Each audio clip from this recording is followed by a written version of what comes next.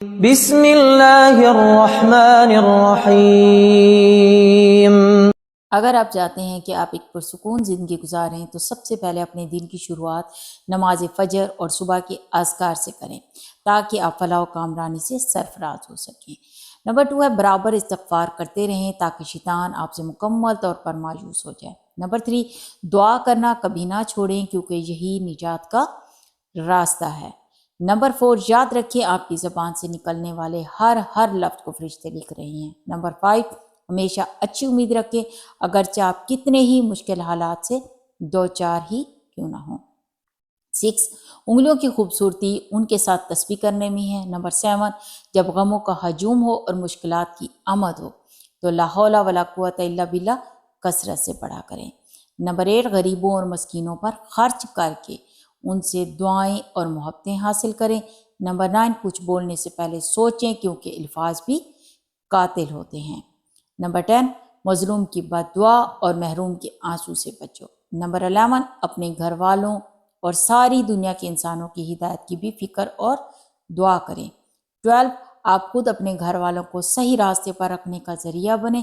13 اپنے نفس کو نیکی پر آمادہ کرنے کی کوشش کریں کیونکہ نفس انسان کو برائیوں کی طرف لے جاتا ہے۔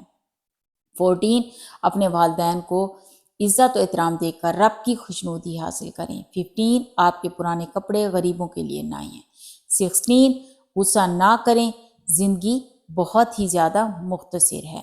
17 یاد رکھو تمہارے ساتھ وہ ذات ہے جو سب سے زیادہ غنی اور طاقتور ہے۔ گناہ کی وجہ سے دعا کرنا بند مت کریں۔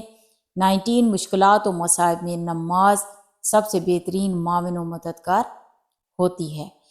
20 پرسکون زندگی گزارنا چاہتے ہو تو بدگمانیوں سے بچو۔ ہر مصیبت اور بلا کی جڑ اللہ سے منہ موڑنا ہے، اسی لیے اللہ کی طرف رجوع کرو۔